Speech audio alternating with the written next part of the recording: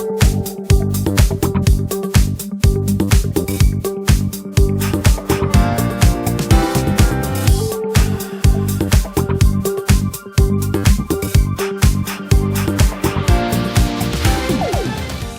this is Ambika Singh Kama and you're watching a brand new segment of the Protein X Protein Abhiyan, your weekly dose of all you need to know about protein. Today we are talking to Dr. V. Mohan, who has won many accolades, including the Padma Shri Award by the Government of India for his accomplishments in the field of diabetology. Dr. Mohan, thank you so much for joining us today. Thank you, Ambika. To begin with, tell us how important is protein for good health? Protein is one of the three essential proximate principles in the diet. So we have carbohydrate, we have protein, and we have fat.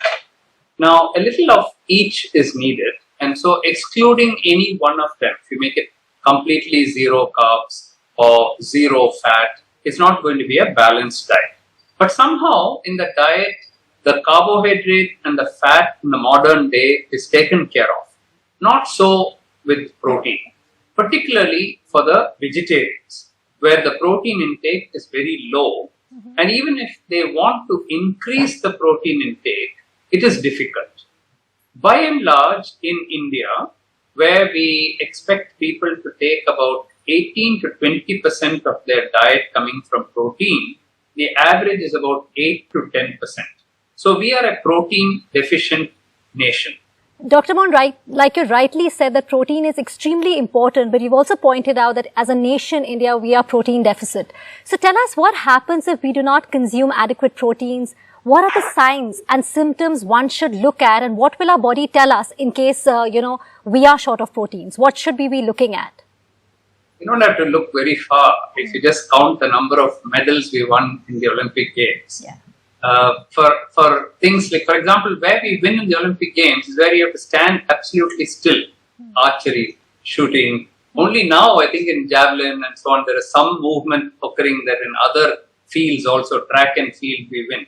The reason we are not winning is because, one of the reasons is because we don't have enough muscle mass. We are extremely thin, we have a lot of fat, but we don't have enough muscle mass. And that muscle mass can come only from protein.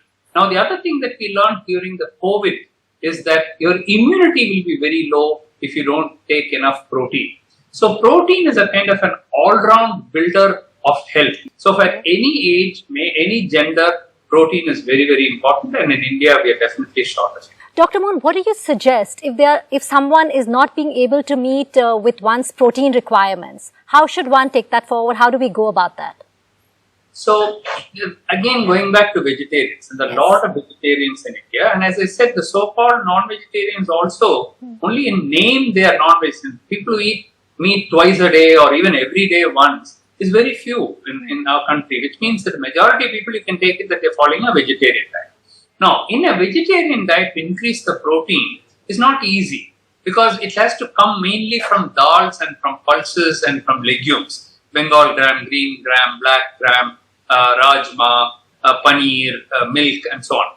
Now, many of these, the legumes and pulses that you take, they produce a lot of gas, wind, flatulence, bloating, diarrhea. So, to take it in large quantities, people hesitate because they don't feel well if they take that. So, the best way to supplement the protein is to take protein supplements. Dr. Mohan, coming to your expertise, you were saying what you prescribe to your patients, specifically asking you, because we see the number of cases of diabetes is increasing in our country, unfortunately. People who are dealing or living with diabetes, if I could put it that way, how can they overcome their protein deficit? How should they be ensuring that they have enough protein intake? Not just the protein deficiency, I would say. Okay. Even for the control of diabetes, for prevention of diabetes, and even for reversal of diabetes, protein is very important. Just last year, we published, the ICMR INDIAB study has been making a lot of news, and I know in your channel also we discussed about this. Just last month, we showed that the number of people with diabetes now crossed 100 million people, and the number of people with pre-diabetes is 136 million, even more than the people with diabetes. And all these people are going to convert. Now, what is the reason, what is the driver of this epidemic? The most important driver is excess carbohydrate that we take. We take between 60 to 70% carbohydrate, some fat, and only about 10% of protein. So last year we did a very important study which has received a lot of attention using mathematical modeling. What we tried to do was, if as a nation we have to prevent diabetes, control diabetes, regress diabetes to normal, achieve remission, what is the secret? We did various permutation combination. The answer came out loud and clear. Just increase the protein intake by 10%. Cut down the carbs by 10%. Increase the protein by 10%. That means you cut the carbs to about 50%, make the protein about 20%, and the rest of the 30% comes from healthy fats, monounsaturated fats.